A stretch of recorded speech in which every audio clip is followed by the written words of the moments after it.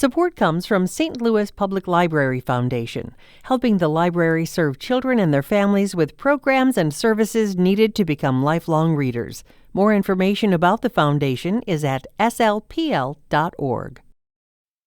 This is St. Louis on the Air from St. Louis Public Radio. I'm Elaine Cha. This July, 4 new residents of the St. Louis Zoo made their debut. Mexican spider monkeys Chico, Ozomatli, Sochi, and Chula.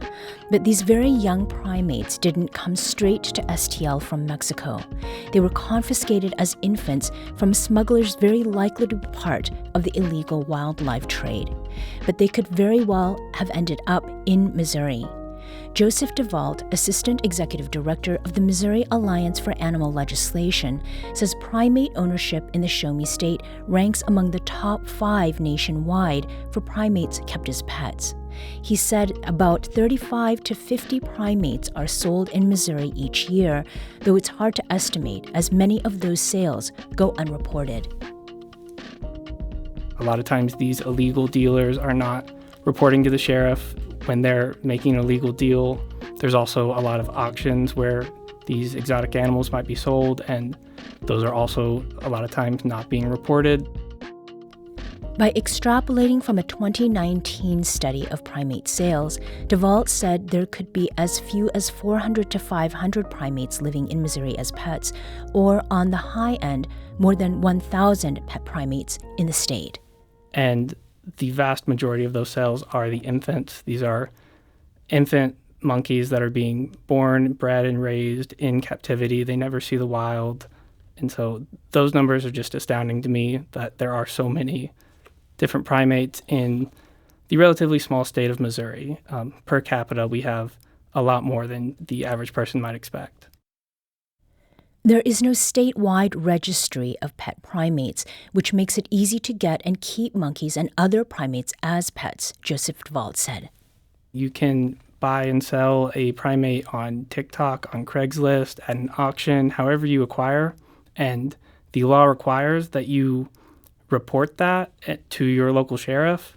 But if that's not reported and no one finds out about it, those numbers don't get reported and no one's really checking in.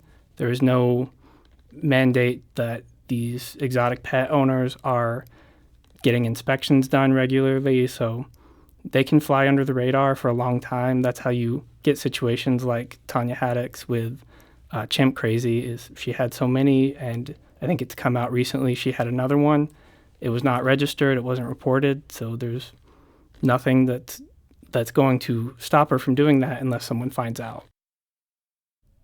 Joining us to discuss the long-time problem of the illegal wildlife trade and coordinated efforts to progress toward a solution, we have 2 guests. Sarah Walker, Senior Director of Wildlife Trafficking at the Association of Zoos and Aquariums. Welcome to the show, Sarah. Thank you for having me. We also have Melissa Macaulay, Zoological Manager of Primates at the St. Louis Zoo. Melissa, welcome to you as well. Thank you. Now, before we begin, we heard Joseph DeVault describe these spider monkeys as infants. I think very small, but what are we actually talking about, Melissa? Can you describe for us what these monkeys look like, how much they weigh? Yeah, when a lot of times these primates are taken from the wild, they are very, very small. Sometimes they could be just a couple weeks old. The ones that came to Brownsville, Gladys Porter, that eventually ended up at the St. Louis Zoo, I believe they started out, their earliest recorded weights were under a kilogram. So very, very tiny. They can be sometimes just 4 to 6 inches tall. Mm-hmm. Now, before we progress further, Sarah, can you, in the simplest terms, tell us what wildlife trafficking is and who the players are involved in it? Sure. Wildlife trafficking, you also might hear it interchangeably used as illegal wildlife trade. It's essentially the illegal moving and trading of goods. And in this case, the good happens to be live wildlife or products derived from wildlife that have been killed. And you find a lot of convergence with wildlife trafficking with other crimes. So organized criminal networks that are dealing in drugs and human trafficking and arms trade are typically also dealing with wildlife trafficking. Sarah, how is this illegal trafficking different from the legal exotic animal trade? Well, certainly there is a very large legal trade that operates parallel to an illegal trade, and that can make it difficult and a little confusing for consumers. We try and make it as easy to understand as possible via our Not a Pet initiative. You can visit notapet.net to learn more. And we try and educate people that if you want an exotic pet, we're not saying you can't have an exotic pet at all. Just make sure you're thinking through what type of pet you want to bring into your home. Certainly, in no uncertain terms, primates do not make pets and do not belong in your home. But if you want another type of pet, do your research, make sure you're buying it from a legitimate source, and make sure it's not an endangered species. So the establishment of Not a Pet then, was that put together in part because it is likely or possible for a person to buy a trafficked animal without understanding that that's the case? Absolutely. Trafficking of wildlife takes two forms. It's either knowingly trying to circumvent the law because you want an endangered species as a pet and you know it's illegal, and you seek out that source. It can also be unknowing. According to our market research, most exotic pet owners are animal lovers, and they identify as animal lovers and animal protectors. They love animals. They don't want to do them harm. And if they knew what it meant to have a spider monkey in your home and what that journey looked like and what that life looked like, then I really think people wouldn't purchase them. Melissa, the endangered Mexican spider monkeys that are now living at the St. Louis Zoo, they were confiscated at the southern U.S. border. But how popular are these small primates and why? Well, the spider monkeys are one of the more popular primate to be wildlife trafficked across the border. They are small. They only, like I said before, they can be under a kilogram when they're taken from the wild. So they will be fit into basically any kind of compartment that people can find, whether it be a glove box or a wheel well or a purse or wherever they can conceal a primate or multiple primates, they will. So that's one of the reasons why they're taken, is because they're small. There's also a lot of social media around spider monkeys in particular now that really drives the demand for these exotic pets. They look super cute. People love seeing it, but what they're only seeing is a very small snapshot of this spider monkey's life. They're not actually seeing what happens to them in the wild and then all of the care that goes into caring for them once they're taken from the wild. And what happens to them in the wild? It's actually a very, very sad story. Spider monkeys will live in groups. Anywhere from 20 to up to 100 individuals can all be living together. They'll do what's called fission fusion, which means they'll be at times one big group. Other times they'll split off into smaller groups to go out and forage for different fruits and insects. And then they'll come back together at the end of the day. So you have large, complex social structures, highly intelligent animals. They are not ones that are going to willingly give up their young. So in order to acquire these baby spider monkeys, what happens is the mom and the other protective members of the family are often killed. And then the babies are actually physically taken off of the mom. And then put into these really unsafe situations in which they're transported across the border. Sarah mentioned that spider monkeys don't make good pets.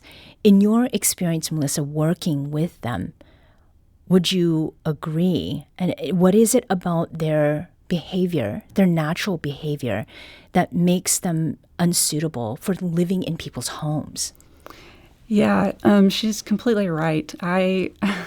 These spider monkeys, I've worked with a lot of different species, and I can easily say they are one of the messiest species I've ever worked with in my entire life. There are a lot of zoonotic diseases, which means there are diseases that we can pass to them and they can pass to us. So at the zoo, we have to do a lot of specialized care for them. We wear a lot of protective equipment. We wear gloves and masks just to make sure that we're safe and they're safe. They have a tremendous amount of spatial and complex social needs that really cannot be replicated with someone having them as a pet. They when they're taken from the wild, they're taken from their psychological stability. Their mother is the one that teaches them how to behave, how to learn how to spider monkey in a sense. And people don't have the same ability to be able to teach them those skills, the coping skills that they need. They are arboreal species, which means that they live high up in the trees. So unless people have extremely tall, huge spaces for them, they're not going to be able to provide them with the environmental and the physical stimulation that they need. Mm-hmm. They're not ones that would be able to thrive as single individuals. They would develop a lot of psychological complex issues from that. Mm-hmm. How does that manifest? They can become really frustrated, really despondent. The mother will actually teach them how to acquire food, how to what's called brachiate, which means when they take and they swing through the trees, one arm over the other.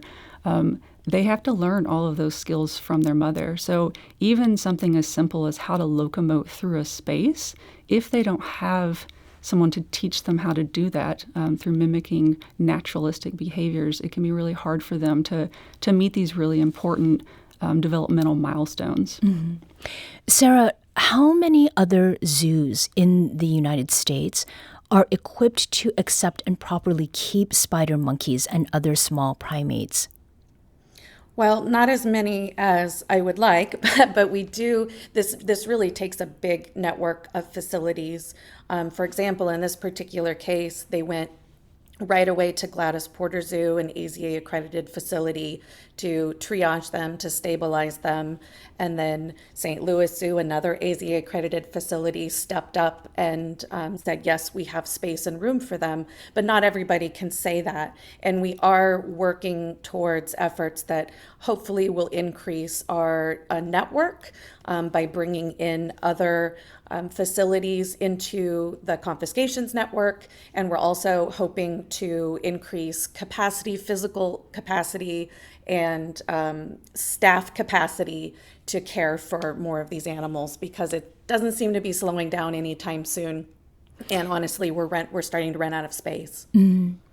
We need to take a quick break here, but we'll be back shortly to continue this conversation about the illegal trade of wild animals and what is being done to support those that are taken out of that system. This is St. Louis on the Air on St. Louis Public Radio.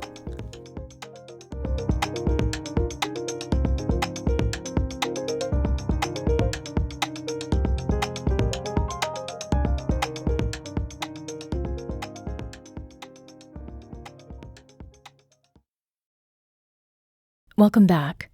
Let's return to our conversation about the illegal wildlife trade and its connections to Missouri. We're talking with Melissa Macaulay, zoological manager at the St. Louis Zoo, where 4 Mexican spider monkeys seized from smugglers at the southern U.S. border are now living.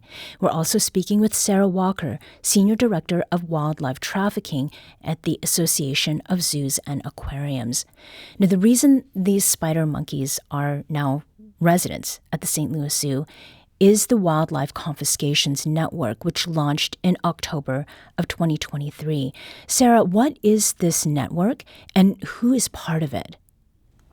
Thank you. This is an agreement between the U.S. Fish and Wildlife Service and the Association of Zoos and Aquariums to support law enforcement by providing a coordinated system to ensure care and placement of animals that are confiscated from our ports and borders. So essentially, wildlife inspector or agent calls us, and we do all the legwork to mobilize our participants and find the best place for that animal, whether that be short-term for stabilization medium term while an investigation is still going on, or long term for that animal to live out the rest of its life in human care, which is really the best we can do for these infant spider monkeys. And our participants include AZA accredited facilities, zoos and aquariums, but also non-accredited zoos and aquariums that go through a very rigorous vetting process to make sure that they can uphold the highest standards of care for these animals. So it mentioned, Sarah, that the launch of this was in October of 2023, but it takes a long time for something to get out to the public, out to the world. Was there something happening, a trend perhaps, or a particular situation in the year or two before fall of 2023 that made it clear that something like the Wildlife Confiscations Network was necessary? Yes, well, over the last decade, wildlife trafficking has been increasing, particularly the live trade, because of the high demand for exotic pets here in the United States. So we were seeing an uptick. This had really reached crisis levels at many of our ports and borders. Wildlife law enforcement was overwhelmed. Our accredited facilities were overwhelmed because they were receiving call after call, especially those located near major ports of entry. And essentially, we got all of the stakeholders in a room to talk about this challenge and what we can do to help each other. And the idea of the Wildlife Confiscations Network was born. And, it doesn't seem to be slowing down. It seems to be increasing, and it changes a little bit from year to year what we're seeing. Obviously, right now we're seeing a lot of Mexican spider monkeys. How successful has this network been, Sarah? And are there some numbers that you can share? Sure. So regarding this species specifically, we've assisted law enforcement with the placement of nearly 100 Mexican spider monkeys since launch. So that's a little less than 2 years. We have also placed total nearly 5,000 individual animals since launch. And I should be clear that we're still technically piloting in the Southern California region mostly. So then you ask, why are we in St. Louis talking about this? Because they do call us from other regions that are also overwhelmed. It's not just Southern California, it's all across our southern border. It's Texas, it's Miami, it's New York because of JFK. So we do get calls from around the country outside of the Southern California scope. Now, it does make sense why Mexican spider monkeys come across the U.S.-Mexico border, but are there other reasons that international border warrants such close attention? Well, there's a lot of land underneath Mexico, and you have an area in Central and South America rich in biodiversity. You have various bird species, reptiles, turtles, primates, New World primates, not just spider monkeys, but capuchins and howler monkeys that are all very popular in the exotic pet trade. And they have to come to the United States from somewhere. So they come up through South America, Central America, come up through Mexico and enter the U.S. that way. So, of course, we are receiving illegal imports of species endemic to Mexico, but you're also seeing a lot of animals trafficked across the border that are coming from below us. Now, in May, legislation named after the Wildlife Confiscations Network was introduced. Tell us about that, Sarah, and can you share an example of how it could impact the work the network is already doing? Yes, it would increase the amount of assistance we're able to provide law enforcement tenfold. Essentially, the legislation would codify all aspects of the confiscations network and put that into law, and also allow us to expand nationwide. We have already done needs assessments in other regions of the United States, and we know that they are in need of our assistance just as much as Southern California is. Melissa, Sarah has mentioned how many of the spider monkeys are coming into the country through the illegal wildlife trade. What role does social media in particular play in this uptick in numbers? Yeah, it absolutely is driving the demand.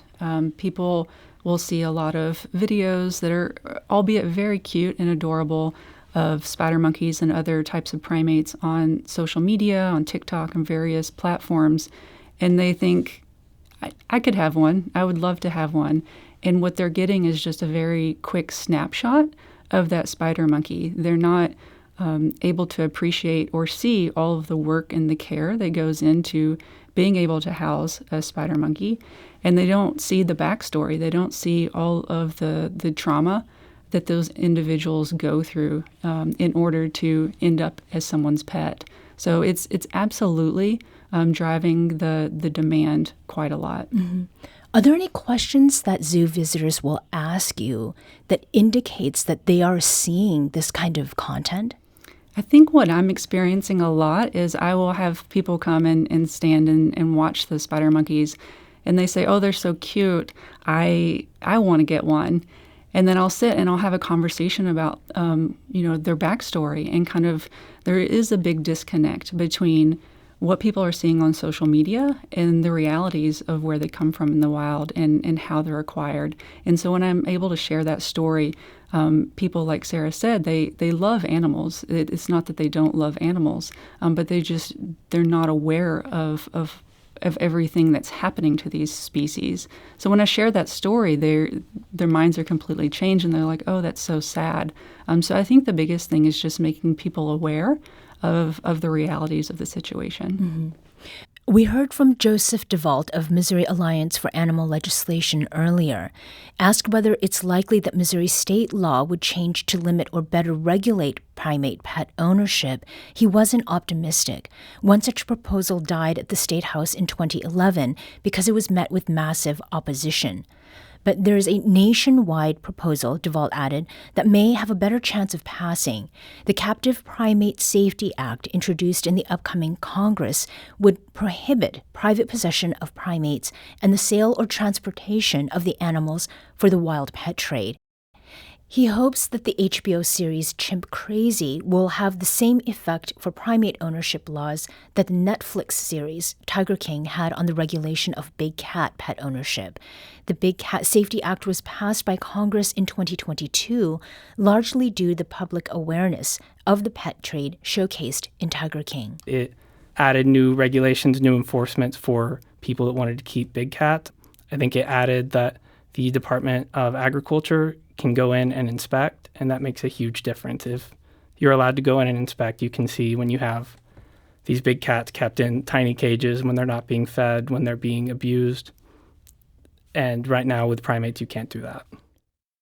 Now, on this show, we've covered the legal saga of the Missouri woman Tanya Haddix, who's the star of the popular 2024 HBO documentary series Chimp Crazy.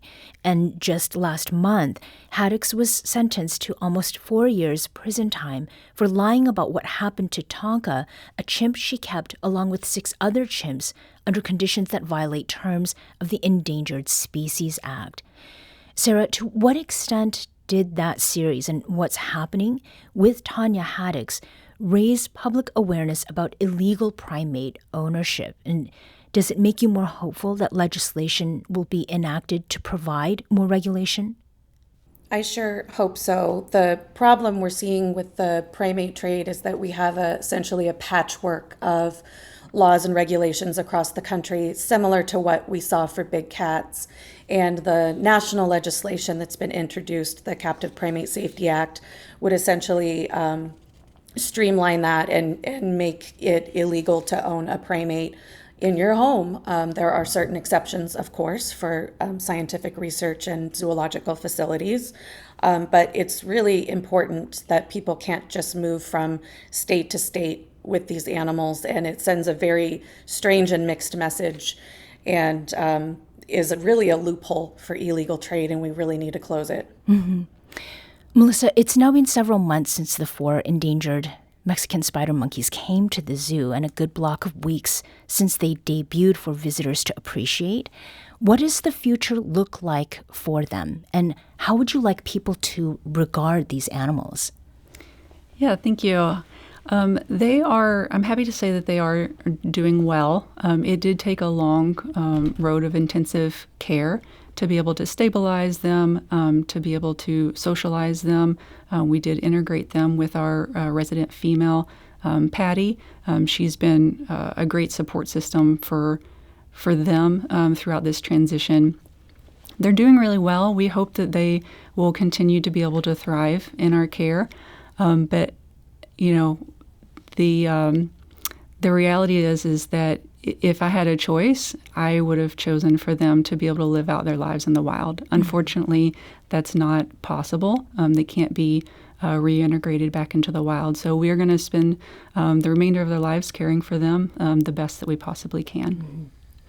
And in our last 15 seconds, so people can see Chico, Ozomatli, Xochi, and Chula now? Absolutely. Melissa Mackling is Zoological Manager of Primates at the St. Louis Zoo, and Sarah Walker is Senior Director of Wildlife Trafficking at the Association of Zoos and Aquariums. Sarah and Melissa, thank you so much for joining us today. Thank you. Thank you for having us.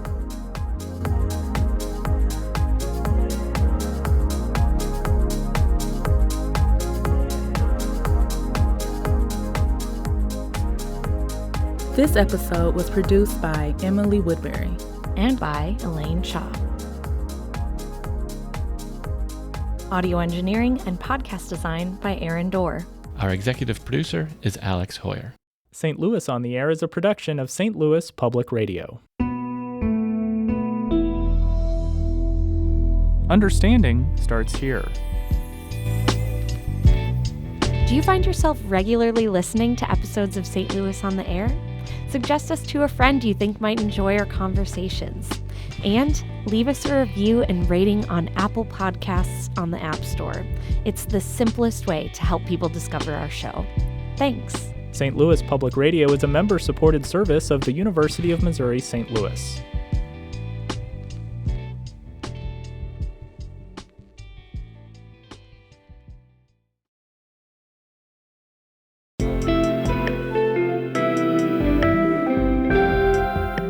The Gateway brings you the day's news each weekday from around the St. Louis region and the state capitals in Jefferson City. Our schools are accredited. We don't need this bill. And Springfield. How many more years must pass before lawmakers see time is of the essence? I'm Abby Larico. Join me each weekday for The Gateway on the STLPR app or wherever you get podcasts.